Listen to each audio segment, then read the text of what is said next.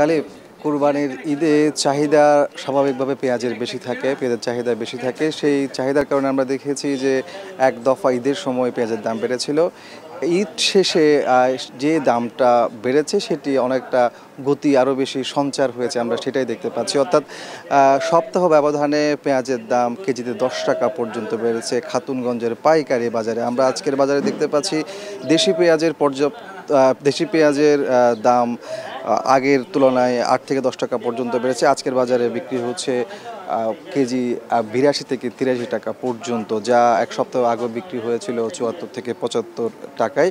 আর ভারতীয় পেঁয়াজের সরবরাহ বাজারে খুবই কম।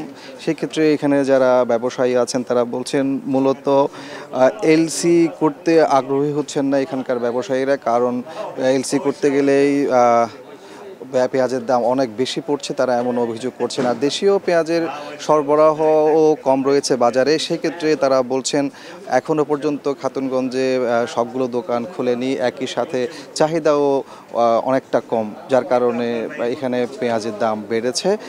তবে কয়েকদিনের মধ্যে দেশীয় পেঁয়াজের সরবরাহ বাড়তে পারে, তারা এমনটি বলছেন, সেক্ষেত্রে দাম কমে আসবে।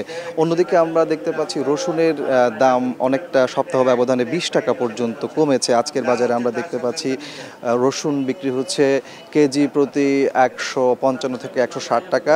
আর আদাও অনেকটা কমতির দিকে বলছেন। আজকের বাজারে আমরা দেখতে পাচ্ছি আদা বিক্রি হচ্ছে 250 থেকে 55 টাকায়। তো সব কিছু মিলে বলা যায় যে আসলে এখনও পর্যন্ত পুরোপুরি খাতুনগঞ্জের দোকান না খোলার কারণে সব ধরনের মশলা জাতীয় যে পণ্যগুলো আছে সেগুলোর দাম অনেকটা বাড়তির দিকে, এমনটি বলছেন এখানকার ব্যবসায়ীরা। এ ছিল আমার কাছে চট্টগ্রামের খাতুনগঞ্জ থেকে পেঁয়াজ রসুন আদার বাজারের সবশেষ।